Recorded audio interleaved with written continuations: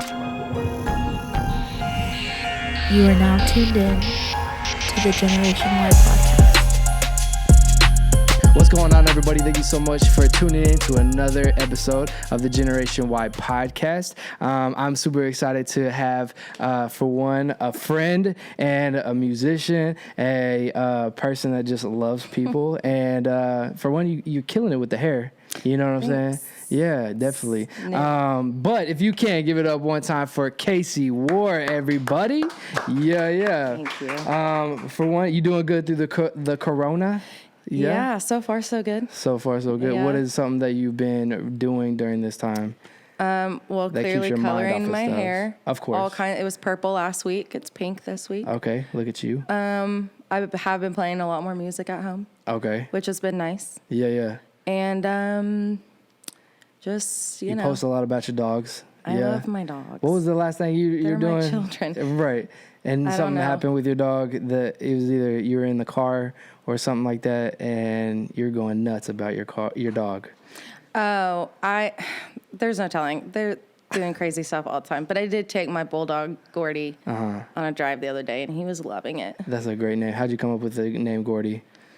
It's not a great story.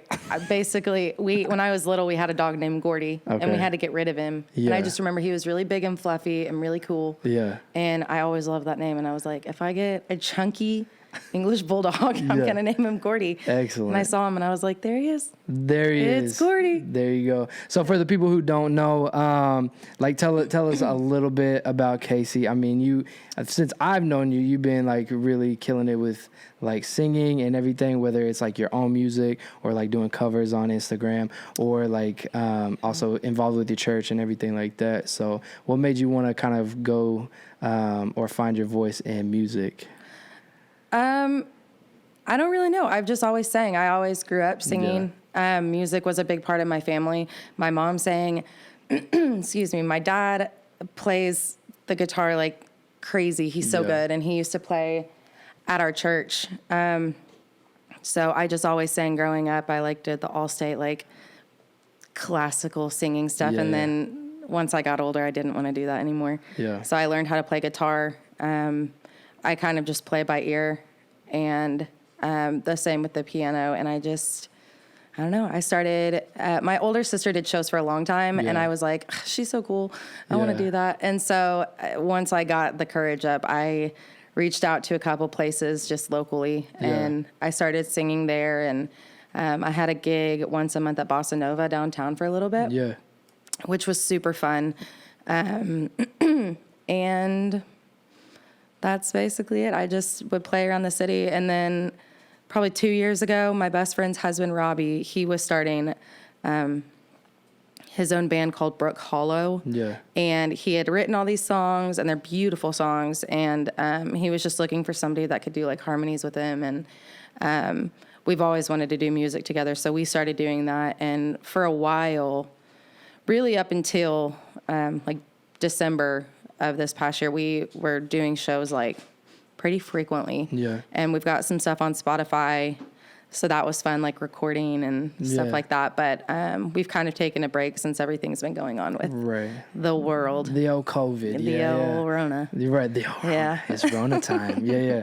That's awesome. So like your music and everything is kind of stemmed from your family. You grew up around all that, yeah? Mm-hmm. And so like, because wasn't your mom was like over a label, yeah? Yeah, so my mom, she started out singing, and she went and did some recordings in Nashville, and she met this guy named Randy, and he played the bass on her album, and he got her introduced to some other people in the industry, in the Christian world. Yeah. And she met this man named Mike, and they went into partnership together for Mike Adkins Entertainment. And so she became the VP, and we ended up getting like a temporary apartment downtown in Nashville. And so she would just travel back and forth. And it was just a management company. So Jackie Velasquez was on the label, Sandy Patty was on it. I think at one point they had like Mark Schultz and Nicole C. Mullins. So some pretty big names. It was really crazy because all of those people, like, I grew up listening to, like, we grew up listening to, like, 91 FM, like all of those like Christian stations. And so going from listening to them on the radio to like being in the same room as them, it was crazy. But my mom just adapted so quickly and realized that like God was calling her to work in the music industry instead of like singing in the music industry. Gotcha. But yeah, she loved it. And my dad was still making music on the side, and he owned a guitar shop for about 10 years. And so, yeah, music has just always been all around me. That's what's up. And so like, I mean, I know about like everything that you shared, you know, with your mom and everything. And so I think, and that's been a really big change in like adapting to your new life, right? Pretty much. How long has it been since? 3 years. 3 years. Okay. And I don't know if you want to go into like what kind of happened, but I mean, this has kind of been a big deal for you about mental health. And that's kind of why you connected a little bit with Generation Y and like what we're doing. And so, I don't know if you want to go into that at all, but like, we would love to, you know, kind of hear for people that may be going through the same thing. So, yeah, about a year and a half after my mom died, I told you, like, God had just kind of put it on my heart to not necessarily tell her story. I mean, tell her story, but really tell it from the perspective of a child of an addict. Yeah. Because there's so many kids who have parents who are addicts, and it's, you know, something that's embarrassing and like shameful and scary and uncomfortable. And I just, you know, I feel like the Lord was really putting it heavy on my heart to talk about it, because it just needs to be like normalized in a way. Yeah. So my mom was very heavy in the ministry, and she did prison ministry for women for years. And, you know, she loved Jesus, and she loved her family. She was my best friend. Her and my dad were married for 29 years. They got married when they were 17 and 18, and they were married until the day that she passed. And, you know, I really did look up to her, but she was human, and she grew up. After she had my brother, she started to develop 3 different autoimmune diseases, and it just like spiraled out of control. And nobody really knew what to do with her and how to help her. And so they just kind of started loading her up with pain medicine. Eventually, and she had already like, you know, through her life, she had some things happen with her childhood. And so depression was like tapping on her shoulder. So it's, you know, that taking all those medications, it wasn't helpful to her depression and anxiety. Right. And so, eventually her body just, I mean, her mind and everything, her entire being just started to become super dependent on it.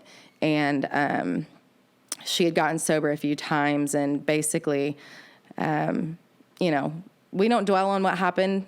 There's nothing that we can do about it, but ultimately, there was an overload of medication in her body when she passed. And so, how it got to that point, we don't know. We don't dig. Right. We trust that like God was ready to take her home, and, you know, we rest in that. Yeah. But, you know, growing up, having that kind of, childhood where my dad really did a lot of the work, because my mom was just sick all the time. Yeah. We all had to grow up super fast. Yeah. And I know a lot of people have that, like, but you don't talk about it. Like nobody talks about how, you know, your oldest sister like made you guys ramen noodles for dinner every night. Cause you know, we went to a private, like fancy school where everyone was having dinners, like sitting at dinner tables, like eating dinner every night with their family. And I was like, what's that like? Yeah. But I think, you know, I'm grateful that we had to grow up that fast. I mean, it made us all who we are. But it was tough. And, I'm a very anxious person. Like I'm super anxious all the time. And, you did pull up into the parking lot saying you had time anxiety. I got time anxiety. I hate being late. I hate it. But, you know, I had dealt with my anxiety a little bit through high school. I was going and seeing a counselor my junior year, and that did help. Once I graduated, it kind of went away, and I was just kind of like living my life, being in my 20s, doing whatever. And I didn't really struggle with anything. Everything was kind of mellow with my family. And then when my mom passed, the anxiety all just came rushing back in, and the enemy just like took hold of all of that. And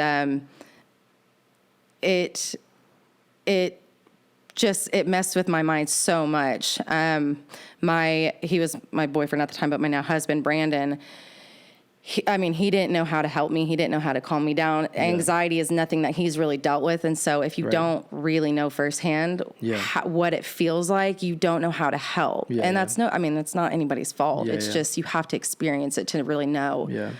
And it's probably hard for the people looking in because you feel helpless. Like I want to be able to help, but and it caused it was like we were arguing all the time because he was just like, I just want to fix you. Like I want to make everything okay. And I was like, I don't know what to tell you. Like I don't know. Lay on me. I was like, just hold my hand and just don't say anything. So I finally started going to counseling about 6 months after she died, and then eventually I got put on an anxiety medicine, and I prayed a lot about it because obviously medication was kind of a little scary for me. And I'm not on anything like serious, like some heavy things. It's a very low dose, but it was a blessing. Like I needed it, and I could function after that.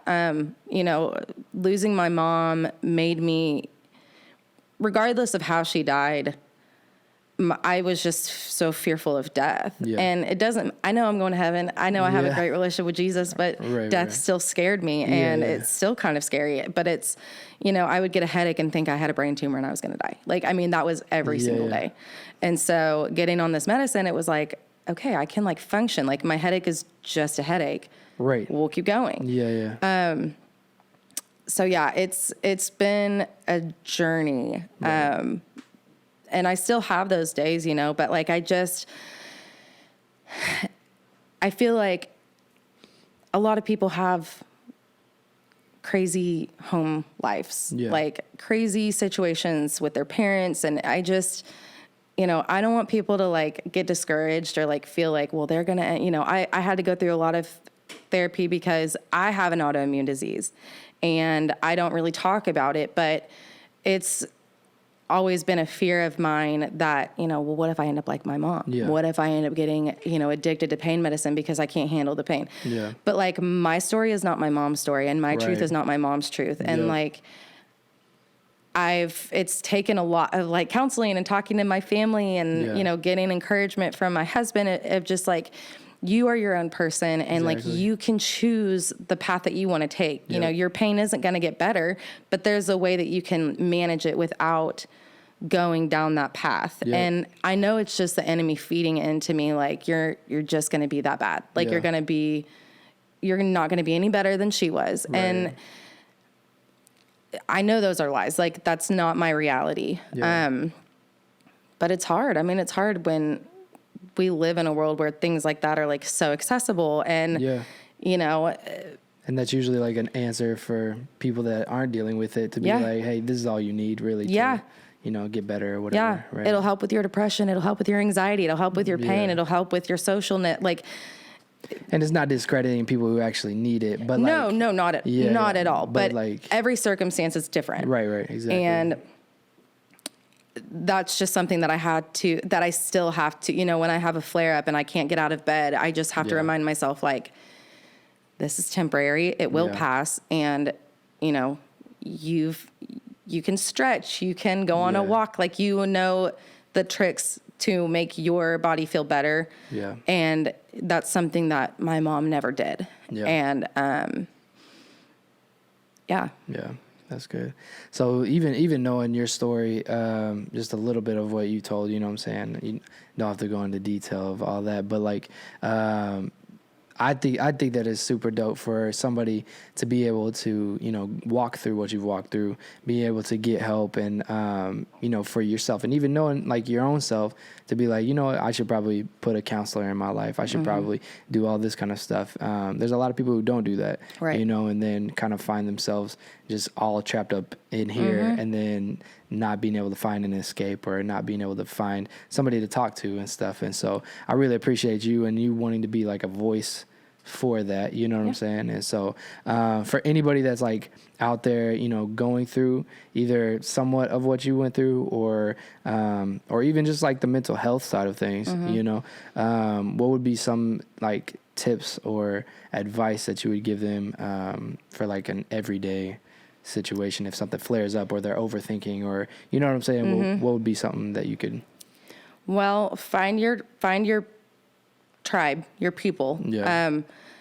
Have those, you know, people that you can count on. God talks about in the Bible, like how important community is.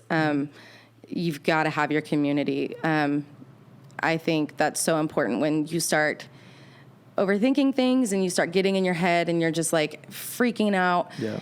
Even if they don't understand, like, just have that one person that you can just call and be like, hey, I just need to like get this off my chest. Like, I just need to tell you, you know, voice those things, because that's the beauty of when you go and talk to a counselor or a therapist, you know, they're just there to listen and give you comfort and, you know, be that sound wall. Be that sounding board for you. And so that would be the first thing, is just to like, don't keep it to yourself. Yeah. And like, don't have shame in talking about it. Like one of the things that I've learned through my life and through everything that my family's been through is to just like be transparent and like be vulnerable, because first of all, you'll probably get more respect that way. I respect people who are transparent and vulnerable because it takes a strong person to do that. So if you're just honest with yourself and honest with your people, like that, it feels so much better, like in your heart, and it helps the people who are trying to help you. When you're just honest and transparent about what's going on. Some people don't even know where to help if you're not being real on how you feel. You know. Yeah, so. Like if you're just like, no, everything's fine. Okay, well then I'm not going to ask questions if everything's okay. Exactly. And then, you know, pray. Like always call on God. Like always call on God. And I mean, it all goes back to talking to people, because I was going to say, like, praying does help, reading scripture does help, but there's also times where I just need to hear audibly. Like, I need my people to be like, you are okay. And, like, I am here for you. I'm not going to leave you. Like, you are okay. And then also, I mean, if it gets to a point where you really should, you know, where those things aren't helping, like, think about going to therapy. Think about asking about, you know, anxiety medicine or depression medicine, because, you know, it really can help. And it's nothing to be ashamed of. It's nothing to be scared of, you know. It's a game changer for people who truly need it to just function. And, you know, the more you talk to people, I feel like the more the enemy is going to, like, try to get you down, just because that's what he does. But you just have to keep pushing through and, like, just be like over communicative with all of your things, you know, just being honest and And we also had a girl that Jada not too long ago on the podcast, and her dad on the week of our Double Wolf Dare Week, their philanthropy week, actually died by suicide as well. And it was like just hearing from like multiple different people that these situations are going on, but it's so good to be able to hear from people like y'all that are like, you know, put these systems in place for them to either not go down that road, or for them to be able to have a healthy outlet for it as well. And so even for like, I mean, we see so many students at schools nowadays, and it's like there's so much that they've got to go through nowadays. You know what I'm saying, with social media and even Oklahoma has gone up in the suicide and mental health rate, you know what I'm saying? And so I'm trying to, even for like, you know, mental health, it probably needs to be talked about a lot more, right?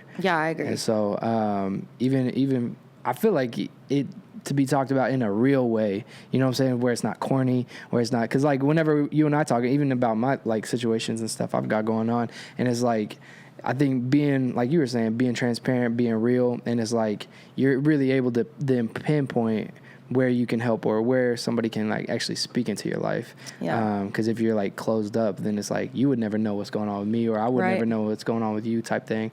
And so And I think it's dope that we have music, to be honest. Yeah. Because if I didn't have music, I would have gone crazy. Tell me about it. So what's some other outlets that you've kind of found yourself in that kind of either keep your mind off things or, and you said you talked really big about like putting people around you. But what's some like maybe activities or things that you've kind of done as well to keep your brain active? Well, I mean, for myself personally, if I'm feeling overwhelmed and I just need to like take a moment, like I'll just get in my car and put my music on, roll my windows down and go for a drive around the lake. Yeah. It's very therapeutic for me. Yeah. Also, I'm probably one of like, I don't even know. I don't know the statistics, but I don't think a lot of people do this. I'm clean. 1 in 1.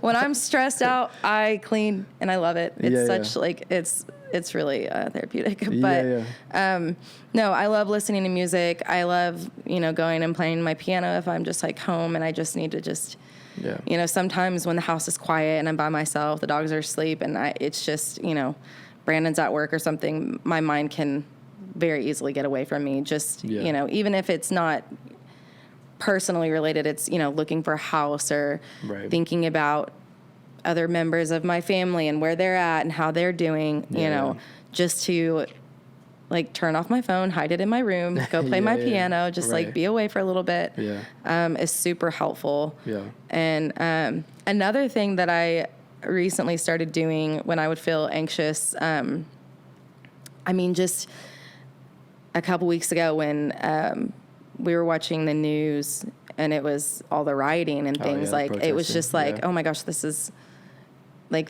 our reality right now, and it's scary. I just like started stretching. Like I was just like praying over the people on the TV. And then I was just laying on my floor, just like stretching. And like, it helped me kind of relieve. And I'm not like a yoga person. I don't work out. Like I don't do any of those things, but it really like stretching really does help me like just kind of like, like physically relieve some of that like tension that I'm holding in. And then, community, just like hanging out with my friends, having a friend come over. I mean, one of my best friends came over the other night at like 10 o'clock and we just sat on the back porch and just talked. And like that just like fills my heart so much.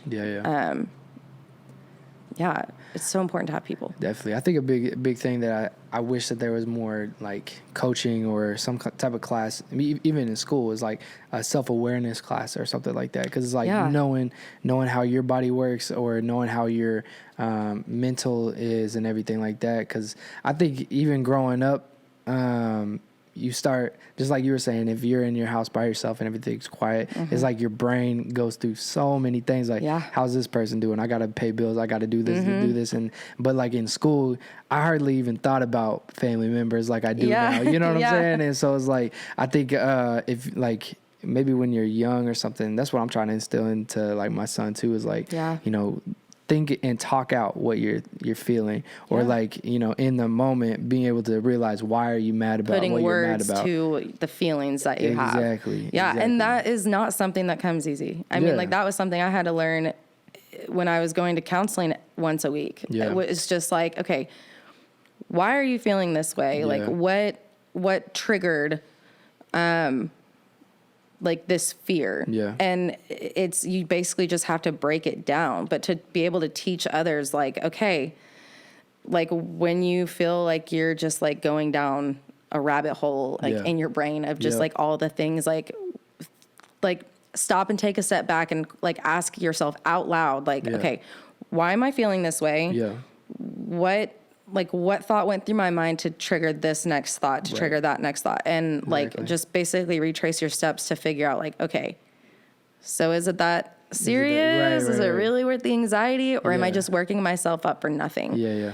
But I mean, like that takes practice.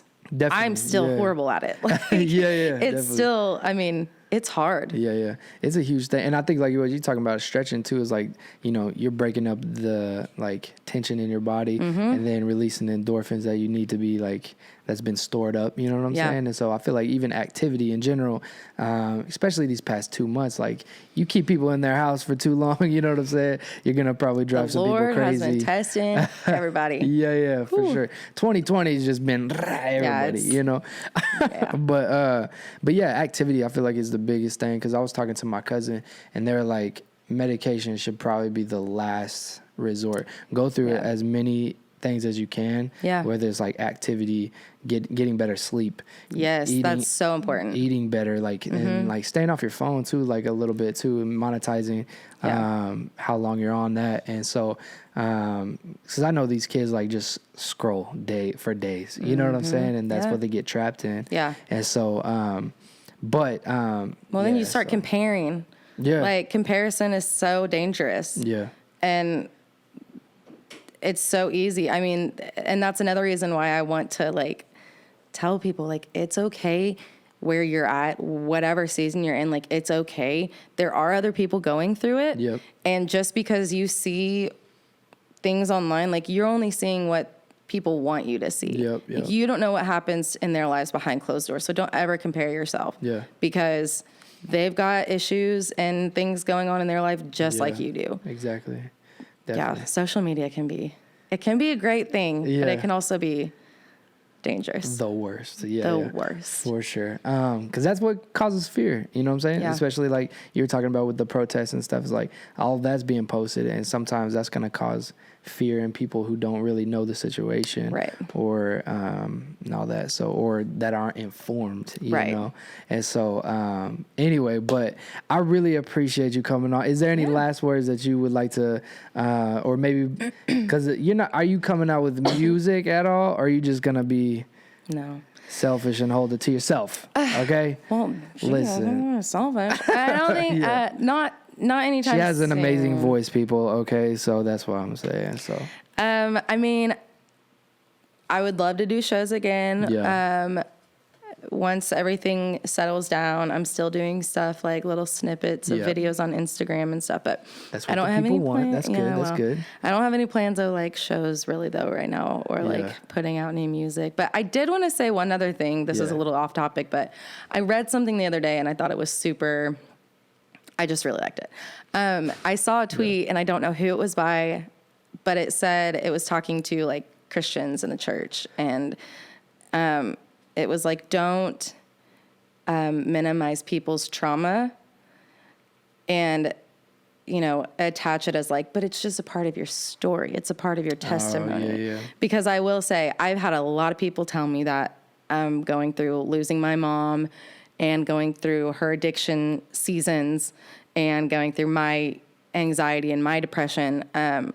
It is a part of your story. It is a part of your testimony. I wholeheartedly believe that, and everything happens for a reason, and like God has a plan for all of that. But nobody should feel like the trauma that they've experienced in their life, whatever it may be, nobody should feel like it's not valid because it's just a part of your testimony. I just loved seeing that online and being like, yes, like that's so true. Like people's trauma, like that's their truth. And even if it's something so small to you, it's not small to them. Right. And even though God can use those things, it doesn't make it less important. And it doesn't mean that it hurts less, So I just wanted to say, like, I really loved that she said that. And like, I just want to encourage other people, like, your trauma is your truth. And that is like, whatever you're going through, like, don't let people invalidate that. And like, it is a part of your journey. Absolutely. It's a part of your testimony. Absolutely. It's a part of your story, but you're allowed to feel what you want to feel in the moment of like working through those things. Because you can't just get over trauma like that.